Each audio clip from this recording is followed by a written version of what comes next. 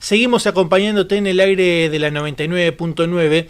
La verdad que uno debiera hacer un análisis y decir, bueno, el mundo se reconfiguró antes y después del 20 de marzo aquí en Argentina, pero antes y después de la pandemia en general. Esto no solamente nos permitió visualizar algunos aspectos que ya venían evolucionándose en algunas industrias, como tenía que ver con el desarrollo de las nuevas tecnologías, cómo se aplicaban las mismas y demás, sino que también en materia de la relación entre las personas hubo cambios desde la virtualidad hasta la presencialidad, y ahora también se hace mucho más necesario dentro de lo que es la empresa en sí, dentro de lo que son los equipos, los grupos, las capacidades de los líderes para poder seguir mentoreando en algún caso a sus colaboradores, y en otros también para seguir llevándolos hacia la meta, que es el objetivo final en muchas de las organizaciones. Para conocer más acerca de estos aspectos, de cómo está impactando justamente esta situación ahora en lo que todavía no es la pospandemia, pero es el acostumbramiento, podemos llegar a decir, de cómo desarrollamos estos últimos 18 meses en pandemia y produciendo, voy a saludar a Luis Espoñardi. Él es consultor especializado en desempeño y estrategia, líder y director de FCA Coaching y Liderazgo. Luis, muy buenas tardes, ¿cómo estás? Hola Matías, ¿cómo estás? Buenas tardes a todos.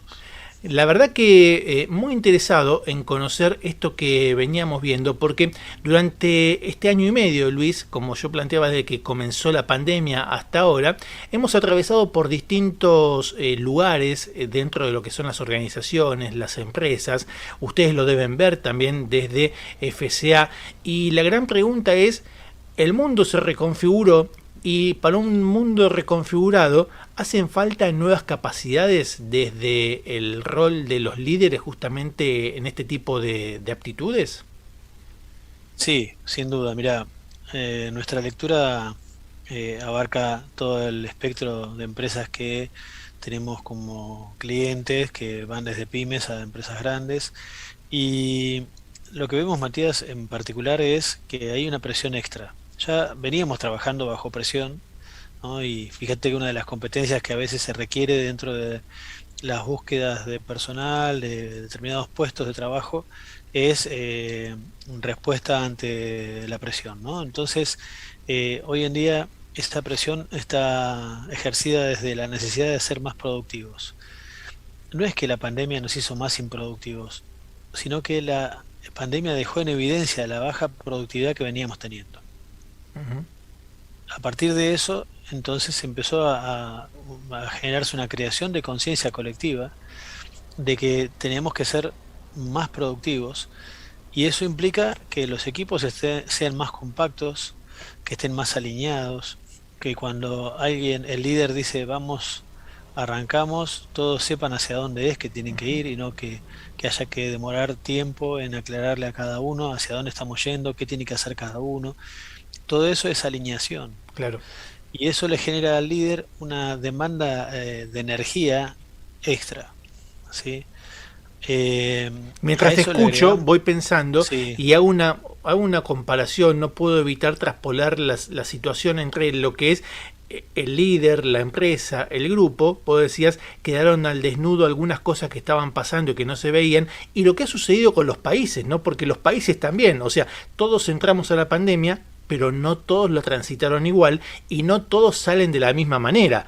¿Algo parecido pasa con las organizaciones? ¿No todas salen de la misma manera? totalmente. Mirá, es que, ¿sabes qué ocurre? Hay una frase de Stephen Covey que dice, las organizaciones llegan hasta donde llega el líder. Y eso abarca todo, también los Ujú. países. Claro. Entonces, cuando los líderes no tienen anticipación, no tienen una visión anticipada, toman decisiones sobre cemento seco, sobre cosas que ya no hay forma de modificar, Ajá. o hay muy poca forma de modificación. Ujú. Básicamente, dentro de las empresas, nosotros una de las problemáticas más recurrentes que encontramos está en que todo el tiempo se trabaja sobre lo urgente. Es la forma de priorizar. De acuerdo a cuáles sean la cantidad de urgencias que tengo, es mi día. Ujú. Hoy tengo un día tremendo, puede decir alguien. O tuve un día terrible, o tuve una semana terrible. eso es producto de la cantidad de urgencias que tuvo la persona.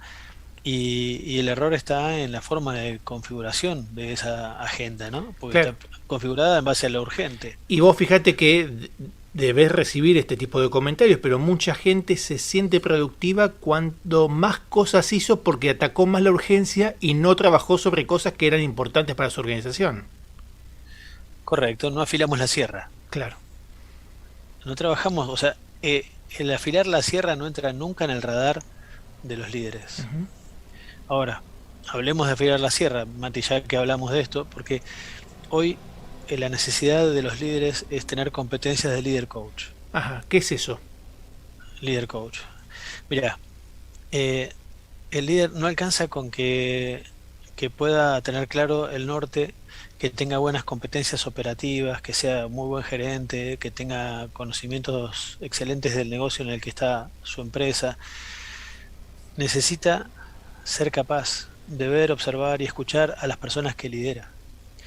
Tiene que tener la capacidad de dar feedback a las personas, de ser capaz de diagnosticar como si fuera un médico lo que le pasa a la persona, es decir, no lo que le ocurre, sino cuál es la causa raíz del bajo desempeño. Ujú.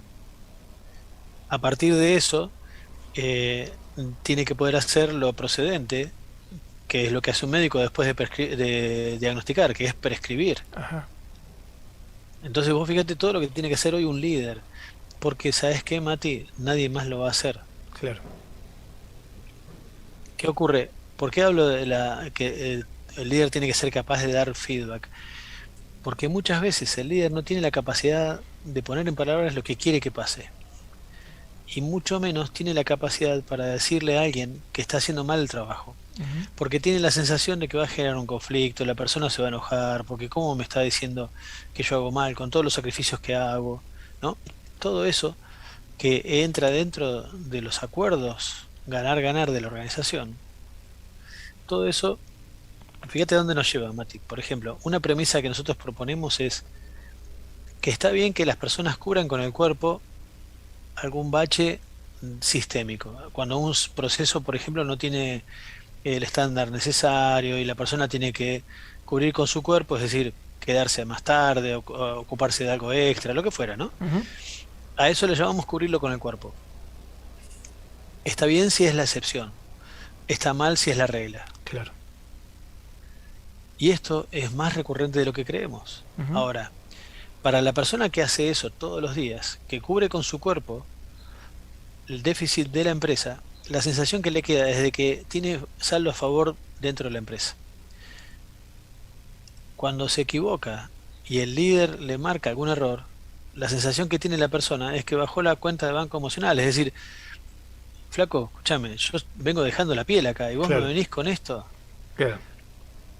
Esas son, en coaching decimos, conversaciones pendientes. Ujú. Ahora, vos en estos 2 minutos diste muchísimos contenidos y describiste mucho de lo que pasa en las organizaciones. Entonces te tengo que preguntar, Luis, ¿esas habilidades de líder coach se adquieren? ¿Las personas pueden aprenderlas? ¿Cómo es el proceso? Sí, sí. La fuente fundamental es inteligencia emocional. Las emociones son mecanismos que tenemos los seres humanos para preservarnos del contexto que nos rodea. Ujú. Básicamente es eso. Entonces, eh, pasa algo y entonces el temor es la percepción nuestra de que nuestros recursos son menores al desafío que estamos enfrentando. ¿Correcto? Sí. Entonces, no podemos decirle a alguien no tengas miedo, porque hasta que no sepa que no tiene que tener miedo, no va a dejar de tener miedo. Y lo mismo pasa con el enojo. Entonces, la inteligencia emocional opera interpretando cuál es la emoción que tenemos y decodificando cuál es la fuente que la generó para encontrar la solución. Ujú. Y a partir de ahí poder tomar una decisión con el sistema de decisiones, no con el sistema de emociones. ¿Qué Te es voy a más? seguir tirando datos, Sí, Mati. ese sistema es más objetivo que el sistema de emociones, infiero. Es que tiene que ser analítico. El sistema de decisiones nunca puede estar por debajo del sistema de emociones. Perfecto. Hoy justamente estaba trabajando en una empresa y una gerente me dice, no, no, vos sabés que yo vengo trabajando mucho mis emociones y yo te puedo asegurar que estoy en control de mis emociones. Le digo, bueno, te pregunto, un día donde vos tuviste muchas ajetreo, muchas complicaciones emocionales, ¿cómo llegas a tu casa? Muerta, fundida, no puedo pararme. Le digo, ¿y eso quiere decir que estuviste en control de tus emociones o que fuiste una olla de presión para tus emociones? Porque eso fue consumo de energía puro Ujú. y eso es totalmente inconsciente. Y hasta es nocivo, Mati. Nadie tomaría una gota de veneno todos los Por días. supuesto. Eso es equivalente a tomar una gota de veneno todos los días. Ujú. Se puede Para el tra- organismo, literalmente. Esto se puede trabajar en el continuo de la organización, Luis. Sí, totalmente. Vos sabés que eh, el tema acá es que Peter Senge, que justamente capturó este concepto, que es organizaciones que aprenden. Esto es darse cuenta que está sucediendo dentro de la organización y a partir de eso decir, bueno, qué hacemos al respecto, cómo trabajamos, cómo salimos de esto. Porque cuando yo le planteo esto a un gerente que estoy coachándolo, me dice, bueno, flaco, está bien, ahora me diste el problema que tengo, dame la solución. Entonces ahí es donde decimos, bueno, a ver, competencias a desarrollar. Por ejemplo, no microgerencias. A ver, ¿qué es no microgerenciar? Y cuando vos ves que alguien tiene que hacer algo y no confías en las competencias de la persona, te pones a hacerlo vos. Y decís, mejor, esto mejor lo hago yo, porque de lo contrario, corremos riesgo de que no salga. Eso es microgerenciar, y no lo haces una vez, lo haces todos los días. Cuando vos microgerencias, las personas a tu alrededor se dividen en dos. Las que se dejan microgerenciar porque les resulta cómodo, y las que no saben qué hacer mientras vos microgerenciás. Si se cruzan de brazos, dice, por ahí le molesta que yo esté cruzado de brazos mientras él está trabajando, y así sucesivamente, o hacen como que trabajan, o estiran el trabajo, pero no se sienten en absoluto, se sienten motivados. Con lo cual empieza a generarse también un mal clima dentro de la organización. Ni hablar, ni hablar. En un momento un gerente me dice, cuando yo le pregunto, le digo, ¿qué haces vos cuando alguien hace algo mal?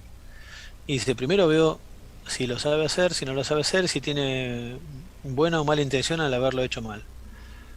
Le digo, bueno, eso ya sería adivinar Claro. realmente. Sabemos que hay personas que tienen la intención de hacerlo mal, pero por ahí en esta vez no fue a propósito. Entonces, agregar la intencionalidad sin tener la certeza, lo único que hace es enojarte más. Y lo último que tiene que hacer un líder es activar su sistema de emociones para decidir. Ujú. Lo vimos hace un rato, ¿no? Es decir, lo último que tiene que hacer un líder es enojarse más al momento en que va a tomar una decisión. Es todo lo contrario. La verdad que nos dejas pensando, por supuesto. Te invito a que volvamos a conversar sobre estos temas, porque me imagino que del otro lado, ahora estamos cómodos, ya estamos llegando antes de la cena, nos estamos acomodando. La gente que está escuchando dice, bueno, mira, esto me está pasando, o lo paso por el cuerpo porque me está sucediendo, o dentro de mi empresa está pasando esto con aquel colaborador que le he pedido que desarrolle algunos objetivos que no alcanza. Entonces, para cerrar esta entrevista y darle también aportarle mayor contenido y conocimiento a quien nos está escuchando, si las Sí. capacidades de el líder coach se adquieren, o sea, si esas habilidades se aprenden, ustedes están enseñándolas, están desarrollando este formato de líder coach para las organizaciones. ¿Cómo hace la gente para nutrirse de esas capacidades? Sí, nosotros tenemos dos vías, que una es la academia, donde enseñamos coaching y liderazgo. Eso tenemos los distintos formatos y obviamente todos los cuatrimestres empiezan grupos que se suman a la academia nuestra y al margen de eso también tenemos las vías de la consultoría donde acudimos a la empresa, hacemos un diagnóstico y a partir del diagnóstico hacemos una prescripción y una propuesta de trabajo.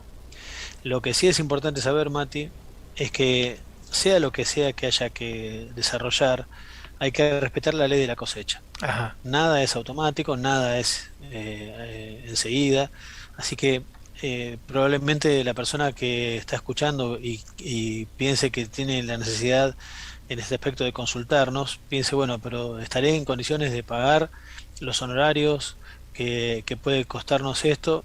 Es algo totalmente entendible, pero también tiene que estar preocupándole, por ejemplo, qué carga horaria le va a implicar o insumir a las personas que van a estar dedicadas a esto, qué efecto va a producir dentro de la empresa el trabajo que hagamos. Ujú. Esto lo menciono también porque muchas veces hay colegas que no son cuidadosos dentro de los procesos y producen un impacto negativo, ¿sí? Y rompen la cadena de autoridad dentro de la organización por no saber manejar ciertos aspectos.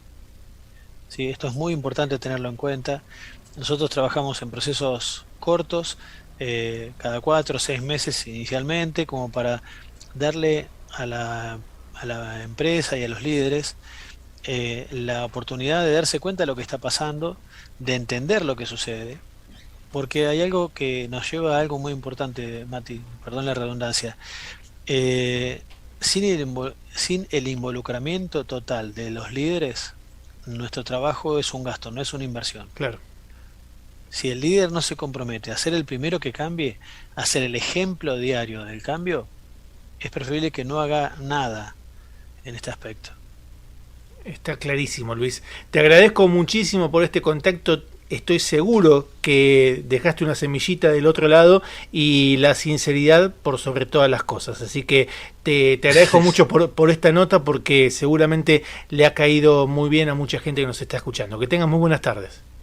Gracias, Mati, un gusto y un placer y gracias por la oportunidad. Un abrazo.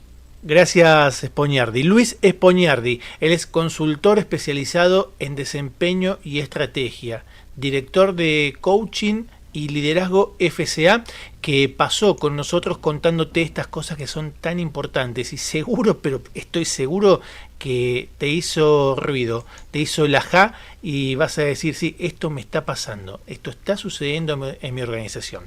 Quédate que ya seguimos con más ADN Empresario Radio hasta las 20. Ahora, entérate de todo por la radio. Durante el día, entérate de todo por la web www.adnempresario.com. ADN Empresario Radio, con la conducción de Matías Frati.